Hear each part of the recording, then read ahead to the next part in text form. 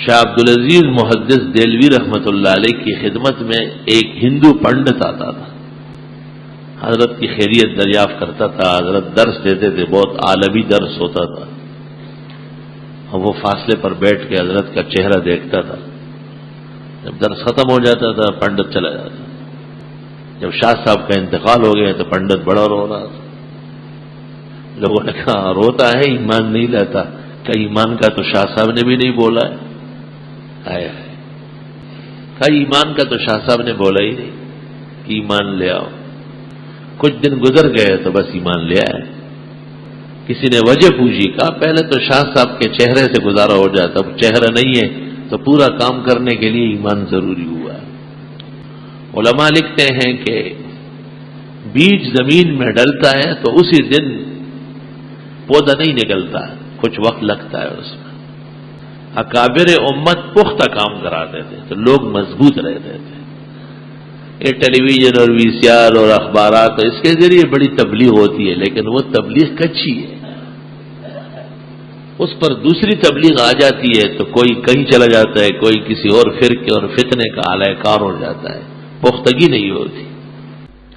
ایک بہت بڑا افسر تھا کراچی میں، اب تو یہ اور قسم کے حالات ہو گئے، اس زمانے میں افسروں کی بڑی عزت ہوتی تھی، بڑے اختیارات ہوتے تھے۔ تو وہ ایک کم درجے کا شخص جو اس کے ہاں کام وام کرتا تھا، اس کو گاڑی میں بٹھا کے یہاں نماز کے لیے لاتا تھا۔ وہ افسر اپنے آدمی کو یہاں پہنچاتا۔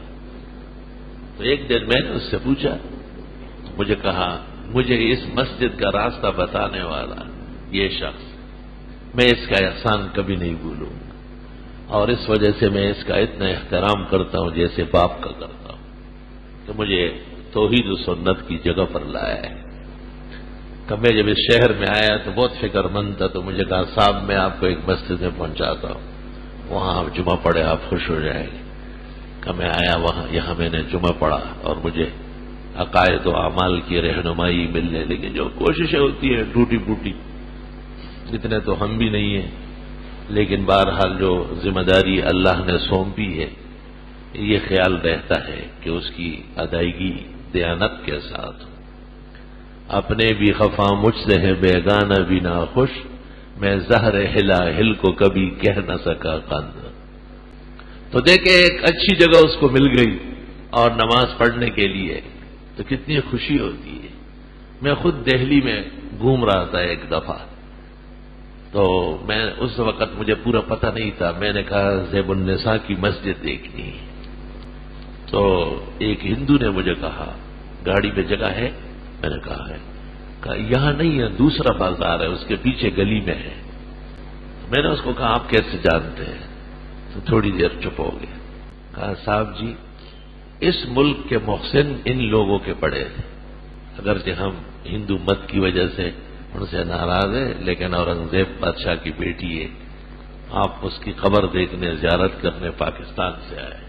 میں گیا تو دیوبند تھا، لیکن دہلی کے سیر میں بی بی صاحبہ بھی یاد آئی، اور اس کی وجہ یہ تھی کہ وہ 30,000 کتب حنفیہ کی حافظ تھی۔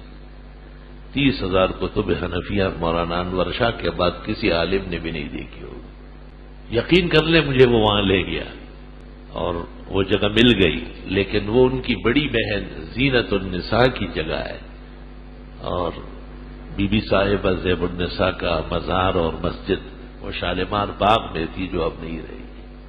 میں نے اس کو نہیں کہا کہ یہ وہ نہیں ہے، میں نے کہا چلو اس کے دل میں ایک روب، ایک ہیبت، ان کی ایک قدر موجود ہے، یہ برقرار ہو رہا ہے۔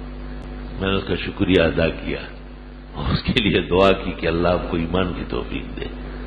کہا ایمان اس وقت ذرا مشکل ہے کیونکہ مسلمان پریشان ہیں، مسلمانوں کے حالات اچھے ہو جائے تو ہندو مت تو کوئی مذہب نہیں ہے، وہ خود چھوڑنے والے تھے۔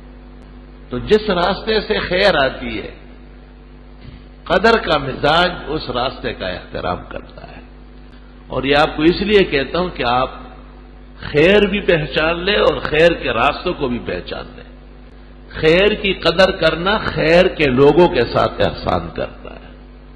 لا الہ الا اللہ کہ نیکی اور خیرات دو وجہ سے برباد ہوتی ہے، ایک احسان جتلانے سے یا انہیں تکلیف پہنچانے سے۔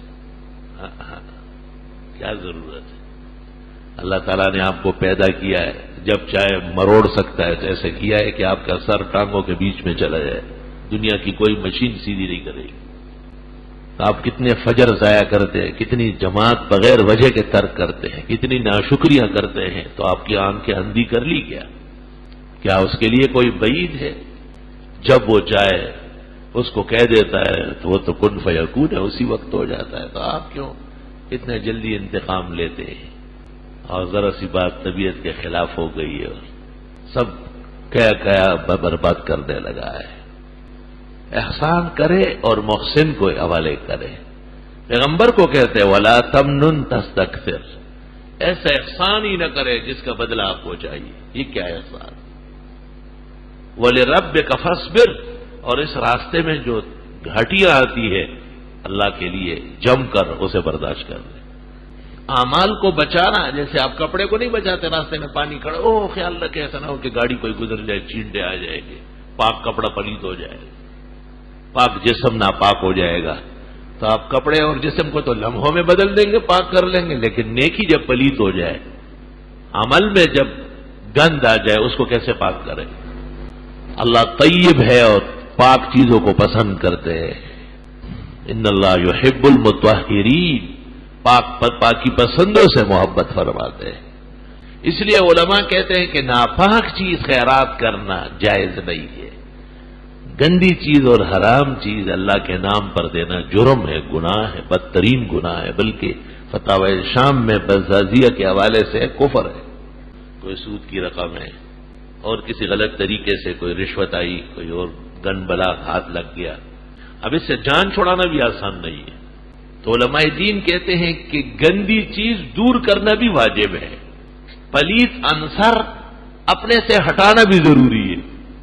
تو بغیر نیت ثواب کے گندی چیز کو دور کرنے کی نیت سے، پلیت چیز کو دور کرنے کی نیت سے آپ کسی مضطر، پریشان حال، غمزدہ، بہت ہی گٹھاوے کا شکار، خسارے اور تباہی کے کنارے پہ کھڑا مومن اس کو دے سکتے ہیں۔ علماء دین نے یہ بھی کہا ہے کہ ایسا رکھ لے میدان میں، وہ خود ہی اٹھا لے، کہ بھئی یہ کسی کا نہیں، کوئی اٹھانا چاہے تو اٹھائے، وہی شخص اٹھائے۔ اور یہ جزیہ فقہاء نے اس جگہ لکھا ہے کہ اگر دودھ سڑ جائے، پھٹ جائے یا گوشت سڑ جائے تو بلی یا کتے کو ڈالنا بھی غلط ہے، کیونکہ پیش کرنا بھی انتفاع ہے اور حرام چیز سے انتفاع نہ جائے۔ آپ کسی برتن میں ڈالیں جہاں بلی اور کتے کھاتے ہیں، وہ خود کھا لے، آپ جو ذریعے بن رہے اس کے لیے۔ السلام علیکم جی دوستو، آپ نے دیکھا اور سنا شیخ مفتی ظہور علی خان رحمۃ اللہ علیہ کو کہ شیخ مفتی ظہور علی خان رحمۃ اللہ علیہ کیا بیان فرما رہے تھے۔